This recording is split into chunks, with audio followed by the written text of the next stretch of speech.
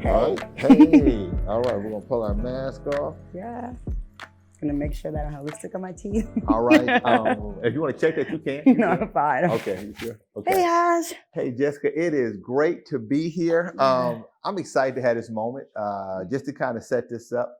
Okay. So the first thing I always do, I want to know. So how are you doing? How are your kids, family, everybody good?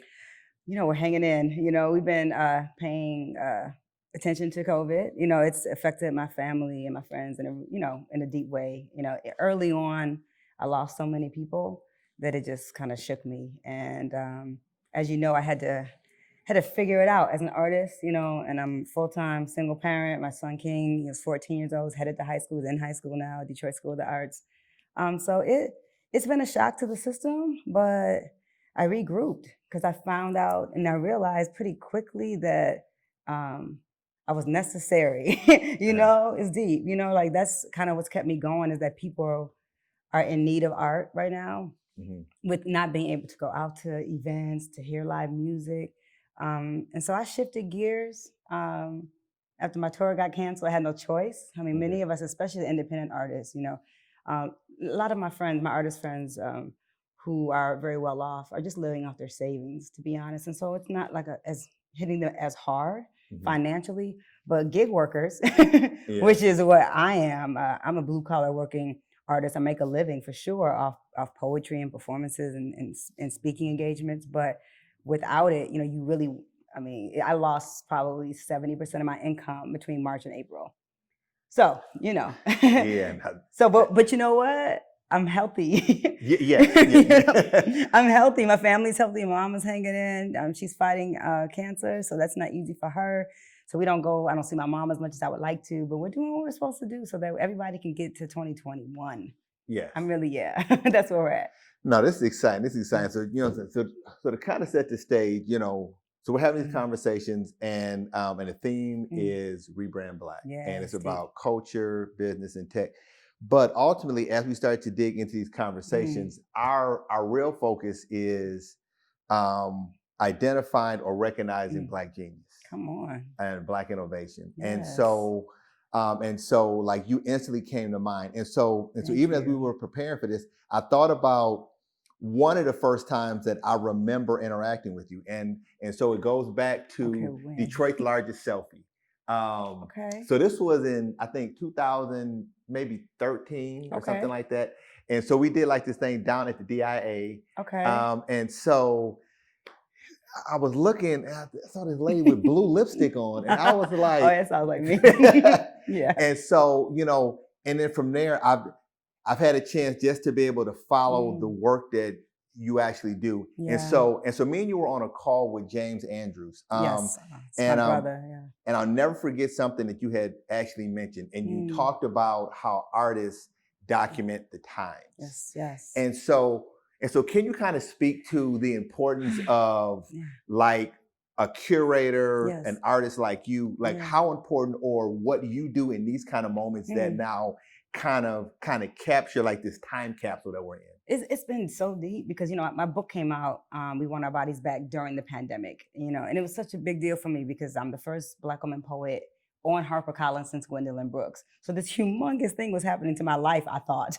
And then it was gone. And then I realized We Want Our Bodies Back was absolutely speaking to the moment. And so, COVID hit first, and then George Floyd happened, right?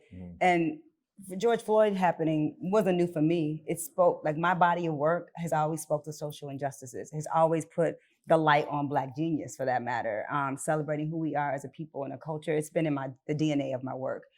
But what I learned is that people, corporations in particular, people that never called me were suddenly calling me. And I ended up being on calls, and James is one of them, calling me to be on big conferences online with people that never would have probably ever come to any of my shows or cared about my book or talked about Black women and Black and brown girls and bodies and police violence and in the same sentence. Like most corporations don't care about those things. And so we saw this shift in the country, right? And artists like myself who've been talking about these things, and I'm not the only one. You talk to my friend Ursula Rucker, in Philadelphia.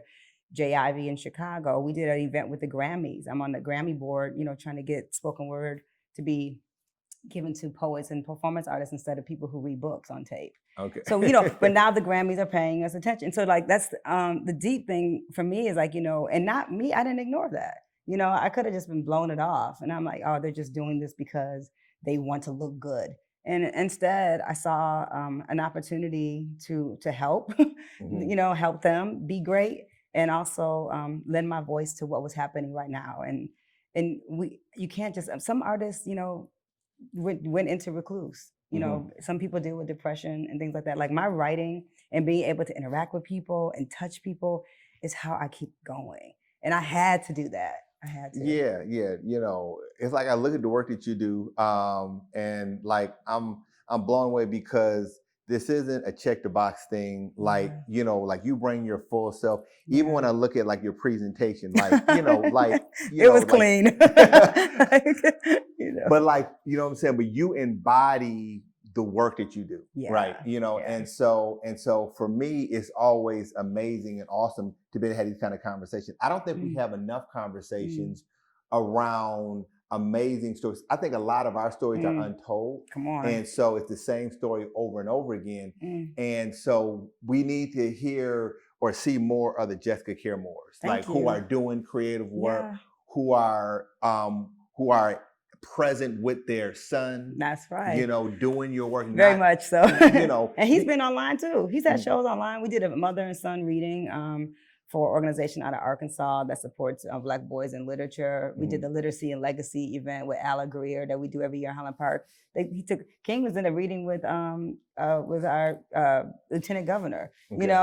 He's been, even he's been active, and but they're more resilient than we are, though, children. So I think the kids are doing better than some of the grown-ups. But also like with Black Women Rock, like that's been 16 years of me supporting Black women who play rock and roll music. Okay. And you would think that that's not a new concept, or the women that I'm bringing and curating and bringing to Detroit annually normally is our first year not having Black Women Rock. So like those women are heartbroken, and those women need money and gigs because like me, they live off the tour. All of us had our tour set up for the spring. And then in the summer, you do festivals. Like this is what you do when you're an independent artist. I've been doing it for 25 years. So I know that they all got hit hard. And so I did do at least one event where I had like 40 women on the Zoom. This is when I was still learning how to do Zoom. But it's important for me because that concert series is dedicated to Betty Davis, who's alive, who is another untold story, who now pop culture is catching up with me. I've been talking about Betty Davis for 16 years, and so I've seen other nods to her, but it's still never enough. It's still never enough. So we should have a conversation, and we should figure out, even in what we're doing now, maybe there's a way for us to get maybe a handful of these women. Yes. And let's figure out how to do this on Zoom or whatever. Let's go. Let's make it happen, and we'll figure out something so we can give them something. Obviously. I wanna make that happen. Yeah, let's do Black Women Rock. Let's go. We need to do it. Yeah, I love that. So I know we started. I didn't even give you a proper introduction, and we didn't even get into. So I'm a poet. That's what I do. So for people who are, who are meeting or connecting with you for the first time, can you just give just a quick backdrop in terms of some of the things that you're connected to and all the other kind of stuff? Yeah, so I'm a poet. I've been a poet 25 years. Born and raised in the city of Detroit, went to Cody High School, went to Michigan State, Wayne State University. I was studying journalism and political science. I thought I was going to be a journalist. I moved to New York City in 1995. I won the Apollo. I was living in New York for 5 months. This is now on Tubi, by the way. Like my wins are on Tubi. The three of them. You made it. Oh my God, I'm on Tubi. I don't even know what Tubi is, but I know I'm on it. But I went to the Apollo because I'm from this Black city, right? And we talk about that, like Black excellence and institution building. I didn't know how big of a deal that was and how important that was that I was from Detroit. But because I was from Detroit and I went to Brooklyn, I was fearless. I wasn't scared of nothing in New York. I came to New York to conquer. I was like, I'm taking all the stages, And really not in a cocky way. I did come pretty humbly, and then I realized there was a hustle in me and there was some edge to me that was different. And so after I won the Apollo, instead of signing a book deal at a major house, I had managers and agents. I started a press called More Black Press. And I sold 20,000 copies of The Words Won't Fit in My Mouth, my first book. And I didn't, from my Brooklyn apartment. And I didn't know that was good. I was 22 years old. I didn't know it's extraordinary for right now to sell 20,000 of a poetry book was ridiculous. Yeah, I killed it. Self-published, like obviously, Absolutely. And so but I think that brings us to another point. I think that as Black America, we don't own platforms now. So now we make everything else hot, everybody else gets paid, but but kind of speak to like, what did it take to be able to go out and say, you know what, if there's no map for it, I'm gonna go make a map. If there's no table, if I'm not at the table, I'll go make a table. And I think Shirley Chisholm like talked about, like, you know what I'm saying? I love her. Make our own tables, right? Yeah. So now, how important or what kind of things had you had to overcome to make tables if there weren't tables established for the work that you wanted to do? There's so many tables that weren't there. And you know what enabled me to make a table for myself was the way I was raised by my daddy, Tom Moore. Like my daddy made me. My daddy, I grew up in Cadillac cars. I grew up with Black excellence and Black music in my household. And my father never worked for anybody but himself. I never saw he had a construction company. And he wore a hair hat every day and wore fly dive hats at night. And that's what I knew. And so that my daddy is the reason why I remember Talib Kweli. So I got signed to Talib Kweli's label, the rap artist, in 2015. He heard my album. He's one of my best friends. And the album was, I Know, well done. I recorded it right up the street from where we're sitting right here at Submerge Records on East Grand Boulevard with John Dixon and my band. And I remember him asking me while I was on the road with him once, like, how did you get how you are? Because, he was signed to Rawkus Records, him and Mos Def back in the day, Yasin Bey. And everyone back in the 90s was still getting record deals. And I turned record deals down in the 90s. Like I won the Apollo and I turned down 3 record labels, 3 major labels, because I didn't like the contracts. So there was something already being from where I was from that I understood the power of institution building and ownership. I don't just believe in like somebody else putting me on. I was like, I put myself on. Because that's what we do in Detroit. And then I help everybody get put on. I started publishing the New York poets. I was like, I took Saul Williams, I published his first book. Published Raz Barak, I published Asha Mandeli. I published Danny Simmons, Russell Simmons' brother. Why am I publishing Russell Simmons' brother? Russell got all the money, but I'm publishing Danny. But Danny and I were on the poetry scene together and I loved him dearly. And I established a name for More Black Press where poets respected it and said, I want to be published by you. I love that also too. So now lots of times in society, we focus on men and stuff like that. And, and a lot of opportunities, there's not a lot of equality. And so what has it been like for you to have to forge through things that seem like they're set up for men? And, so what has that been like being a Black woman in the space that you're in? I mean, it's a hot mess. I mean, and I ain't as ugly as I need to be. I mean, it really is not easy. You deal with, you get sexually harassed. I had to tell a promoter to stop calling me sweetheart. Just as an artist, the irritation of just like someone talking to you like you're a human being. And so I have this voice on the mic, and so and I came up in hip hop culture, so I had to cut through a lot of male energy in order to reach people. And this is a voice when I was a little girl.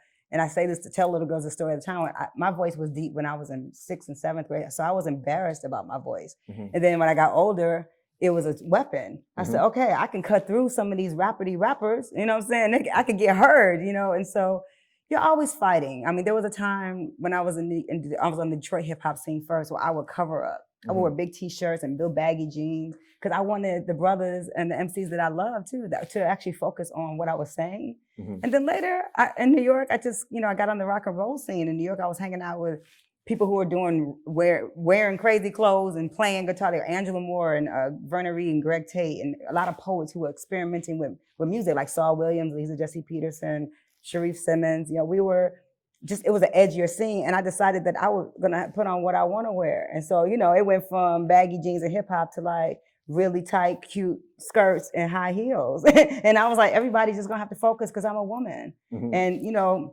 but men never had to think about that. Man, dudes can have a pot belly and a t-shirt and rock the mic and it don't matter. But everyone's always looking at my body. So I had to, there is a double standard. Absolutely. And it's not fair. And when I look at it, whether it's a newscaster who can be, a guy and be, Doesn't matter. I mean, they can really show up however they want to show up, Uh-huh. And it's also about respect in business, Mhm. And when I became an entrepreneur, and that's what I'm saying, they couldn't touch me, but I've watched, and I won't name names, but I've watched men who are successful in certain arenas Mhm. look at me, but they give me this look where they don't know. They know they can't control me, so they don't support me. They might give me a nod and be like, Jessica's awesome, but they don't really say, let me have a meeting with you, because they don't know how I'm not moldable. Mhm. And they want some young girl they can mold. And I came in like institution building at 22 to New York City. I was already more Black press. And then in 2004, when I was a young producer at the National Black Arts Festival, I created Black Women Rock. And I ain't stopped yet, for 16 years. And so it's hard for, I think, some, even just brothers. I mean, white corporate is something else. Mhm. but even Black folks and Black men who were in power, who probably could have helped me in some ways and Mhm. loved me as a poet, didn't quite know what to do with this. I went through this with artists too that I respect. MCs, that people that brought me to the studio and they just had me sitting there and they're like, I don't know what I want to do with you, but I want to do something. Some of them have figured it out. Mhm. I'm on Common's album. Okay. Talib put out my record. I'm on Jeezy's project. I'm on Nas's project. So some of the rappers knew what to do a little bit. I'm sick of intros though. I mean, thank you. I'm grateful that that they asked me, but I prefer to be inside the song. Yeah. You know what? I just had a conversation, with Ron Finley. So Ron Finley, I don't know if you know who he is. He's the gangster gardener. He's based out of Crenshaw, doing Okay. some amazing work. I love him already. Yeah. Yeah. And I'll do an intro. So, Please. the Common just came out with a song and he had him in the song. And what I Ooh. loved about it is that now we're not, as much as I love like the LeBron James of the world. Oh yeah.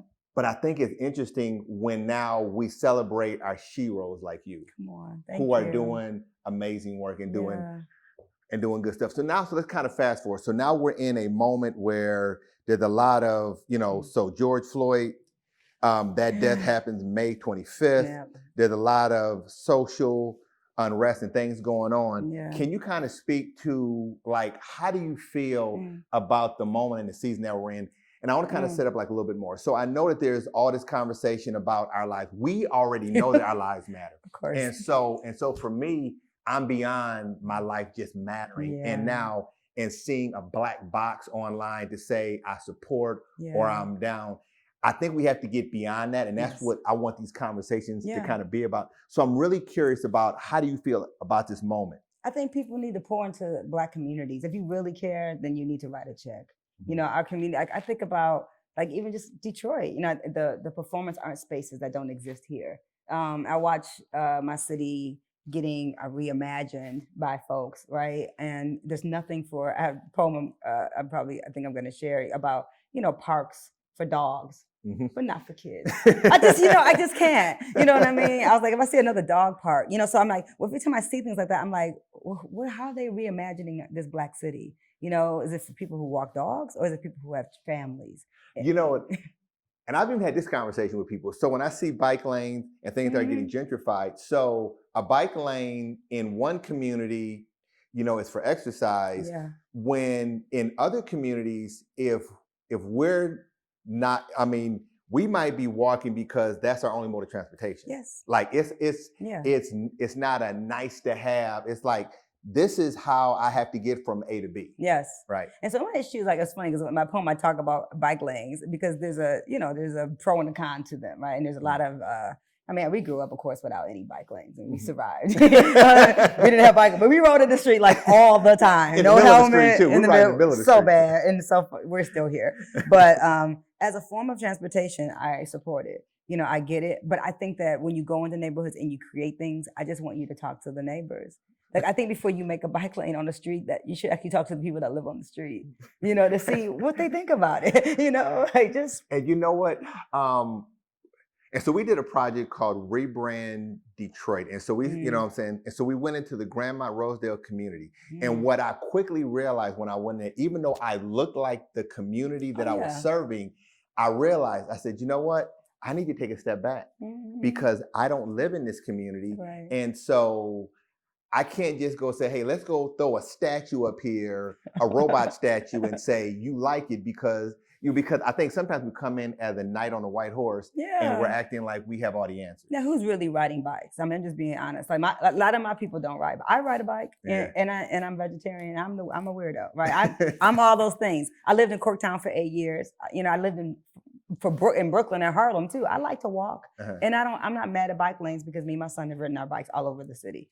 But bike lanes don't stop me from riding my bike. Whether I have them or not, I'm going to ride my bike. But it's not the culture of everybody, right? It's not everybody isn't like riding bikes. I mean, I see more white folks on bikes, just to be honest, than I see. But I do see us. It's a multicultural scene down at the riverfront. And I love it, you know, and it's a part of, it's healthy. It promotes healthy lifestyle. So there's so many pros to it. It's just how we do things in Detroit and other cities. I mean, they're dealing with this in Boston, Chicago, everywhere. They're dealing with like rebranding and gentrification and things like that. It's about respect. You know, even the places I go. So like Brooklyn Local in Corktown became my extended office. Like, I love Brooklyn Local. It's not a Black-owned spot, but they're beautiful, man. Like the couple's lovely. They're from Canada. And Deborah Ray's just a lovely person. And so I support her. And then when I realized the energy was good, I mean, I check first though. Oh yeah. I go to these spots and where, I mean, I've gone in places where, especially like when I live downtown is my playground. And so when I'm going into these new spaces and I'll see any Black people, I'm like, if your spot doesn't have any Black people in it, you're not doing something right. You know, you're missing the majority of the population of the city isn't coming to your restaurant or your coffee house. And you have to ask yourself why and what you've done to maybe not make them feel welcome. But I'll go anywhere. So I make it a point. You know, I took over one coffee house on Michigan Avenue because I always just saw a bunch of white dudes in the line. And so I brought like a Black Woman Rock production meeting to the coffee house and took over a community table. I was like 15 fine Black women sitting in a coffee house. They really owe us a whole bunch of money for doing that. But, you know, the point was, it's like, this is my city and I'm not going to feel like I'm not welcome anywhere. I'm going to go in all the stores. I'm going to go in Shinola. I'm going to go in wherever. I mean, I love Third Man Records. I'm a big Jack White fan. So I'm going in there. I take people there. But it's about what the energy of the space gives off. And so people who own things in our city, own buildings and spaces that are not Black spaces, have to know that Detroit is a Black space. And so if your space doesn't give off the energy of we want you, then you shouldn't be here. I feel like that. And I'll let people know not to go. Yeah. No, I love that. I love that. You know what I'm saying? Because again, like if this is your city and my city, like, then we should feel like we can go where we want to go. Anywhere. Especially think about it, I'm a woman. So it's different for me. Thinking about my son, he's 14 when he's going to be 17. Like a young Black man. Are Black boys welcome here? Are they comfortable here? Are they safe in your space? And we have a very divided country and even a divided state. In some ways, you know, even though we went blue, it's still very, you know what I'm saying? Like politically, you know, that's out there. You know, my neighborhood, I mean, I live in historic Boston Edison. It's diverse, you know, historical Black neighborhood, but definitely got new folks that have moved in from other places, the suburbs and things. And then you do also have Black folks that have been there 30, 40 years. And I think there's a way for us to coexist and love each other and grow, right? But there has to be mutual respect. I don't have an issue with anybody that comes from a space of love. And you're going to give back to the community, but you got to do the give back. Yes, absolutely. So I want to hit a couple more points before we wrap. So I know that, you know what I'm saying, the pandemic hits, and now you're starting to work with brands. And so well, you've been working with brands, so you know what I'm saying. But I think it's an interesting moment because I think this is a time where there's so much that's extracted from Black culture, and that like everything that is American culture is extracted from Black culture. Like we make everything cool: cars, shoes, hoodies. You know, like anything, glasses. I mean, come on, like you know, it doesn't really happen. But are we getting?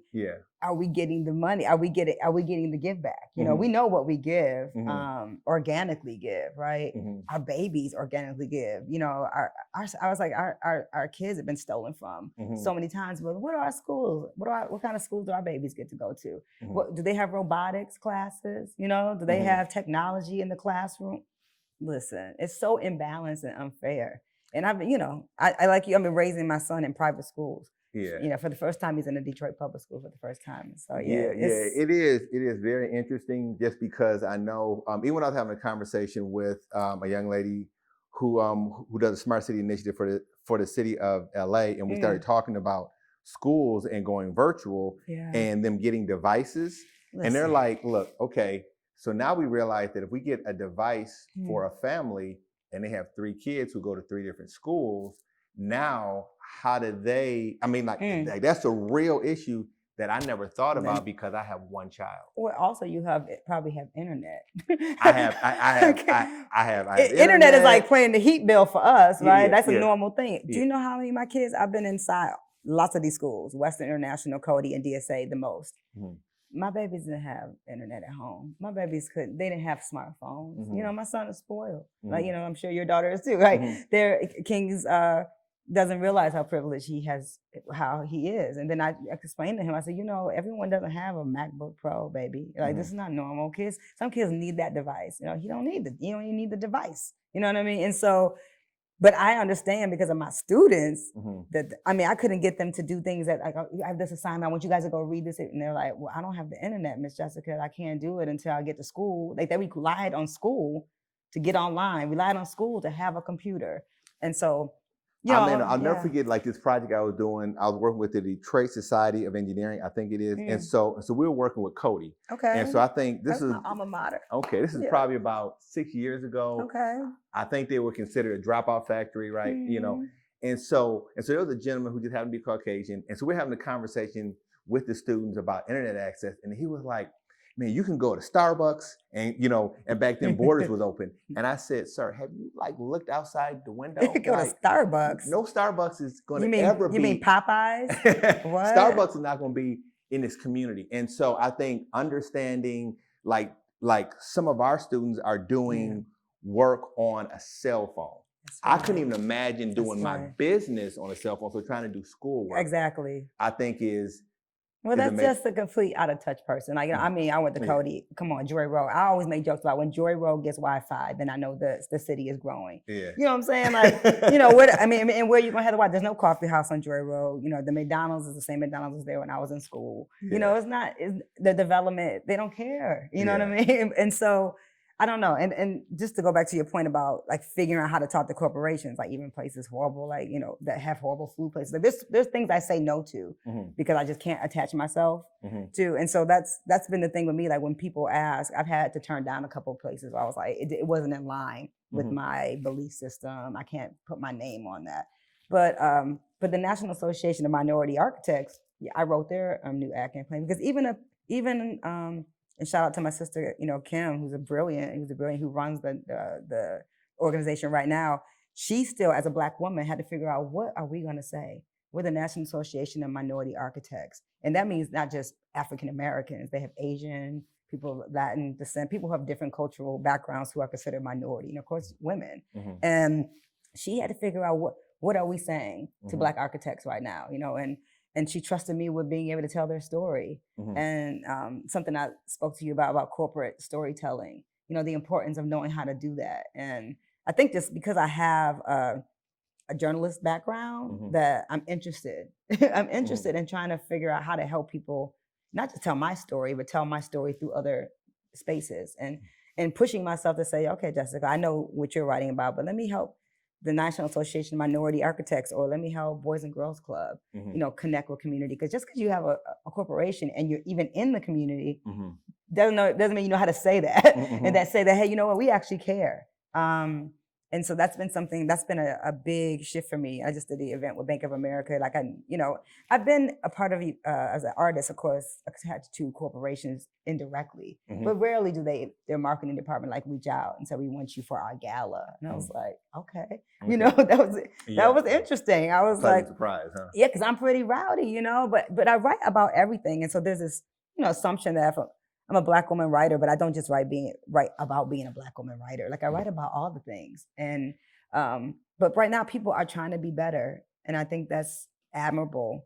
But you have to, you know, also, you know, as an artist, someone calls me, I'm like, well, I'm not free. Like I don't do this for fun. Like I do this to pay my mortgage and to take care of my child. And it becomes this, you know, it's a learning experience for me too. You know? Yeah. I think we're all, as we close, so there's a narrative that the media has as it relates back to Black and Black culture. Yeah. And so I'm really interested Mm. as I talk to Black geniuses like Yeah, you. thank you. How did what is, I guess, how would you describe Black, or how would you describe Black culture?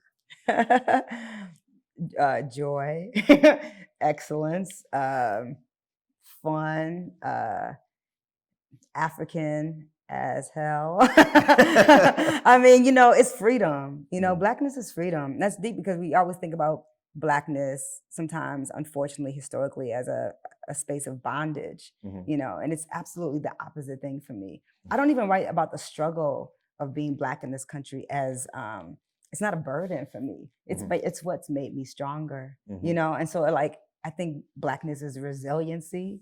It's resiliency. Like we here. Like my daddy was born in 1924 in Madison, Alabama.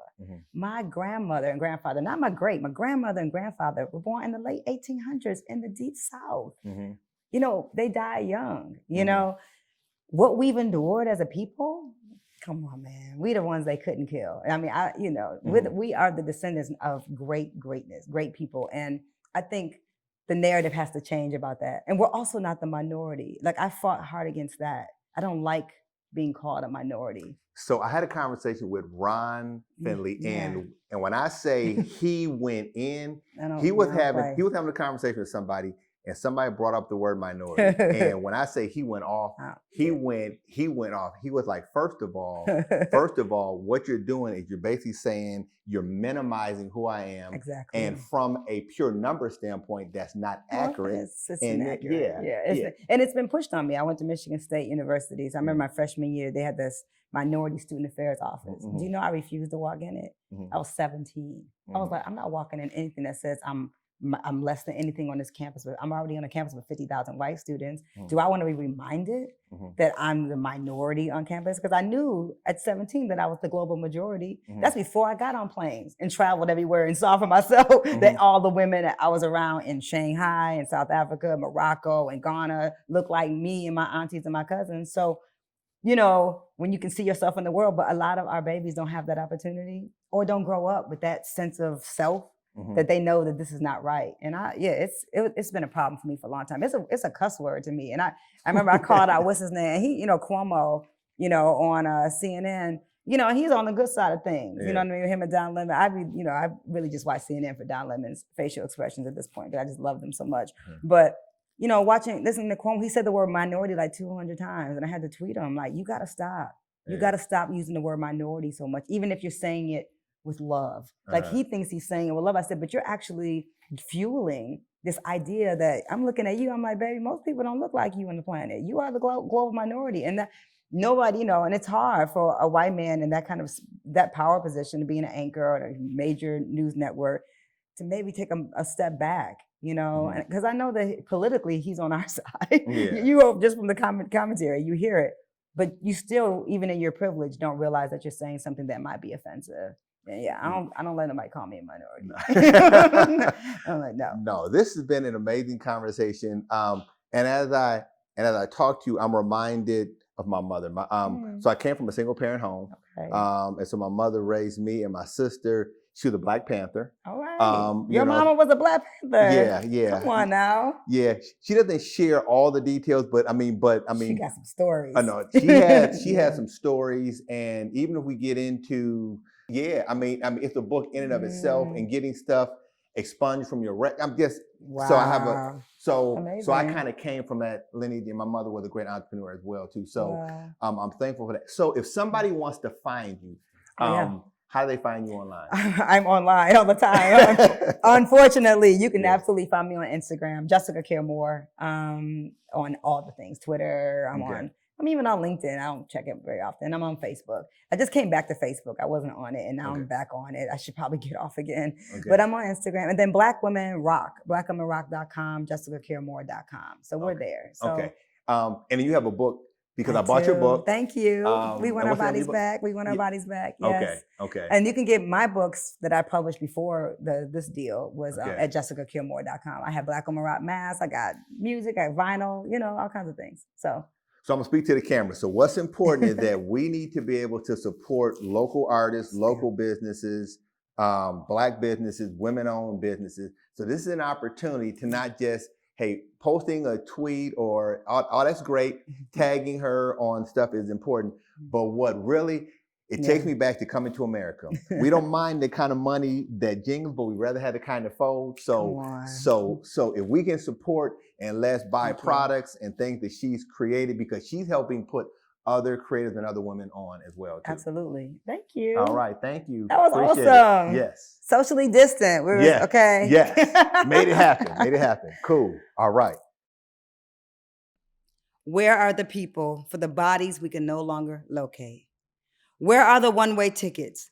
Who signed the death certificates? Where are the magicians, the madmen, the toothless, the smoothless, the poets, the corner store prophets, the bus stop historians, the traffic stoppers? Where are the people? Where are the blues? Under which pile of gravel? Where are they buried? Hurricane Cast Corridor, Hurricane Cast Corridor. Where is the soil, the soul, the socks, the soles, the shoes? Where is the soul, the souls, the socks, the soles, the shoes? Where is the heroin? Where are the pills? Where are the women? Where are the thrills? Where is Cast Corridor? My student asked. Is it a building? Is it this way? Is it that way? Your school is sitting in it. I answer you, is it? The dogs are walking the people. The dogs have parks. The parks don't have children. Where are the people? The stepped over, the forgotten Holocaust, the fragile, the beautiful, the fast talkers, the backward walkers, the 3 a.m. stalkers. Where did they take them? When will they return? Where is the balance? Where is the money? Where are the schools? Where are the people? We all got Wi-Fi. Nobody getting high outside. Where are the beds? Where is they heads? Where are the recognizable street signs? Where is Joe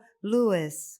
Where are the black people? My white neighbor asked me, Jessica, where are the black people? Where are the chosen people? Where are our hearts, our guitars, our bass players, Kenny Mack, Anthony Tolson, rest in peace. Where are the anointed, the children of God? Where is the sage, the holy water? Where is the black imagination located? How much does it cost per square foot to rent there? Is there a rent your own black imagination option? Where are the couples fighting in the alleys? Where are the purple flavor Mad Dog 2020 labels? Where are the needles? Where is the good time? Where did all these bike lanes come from?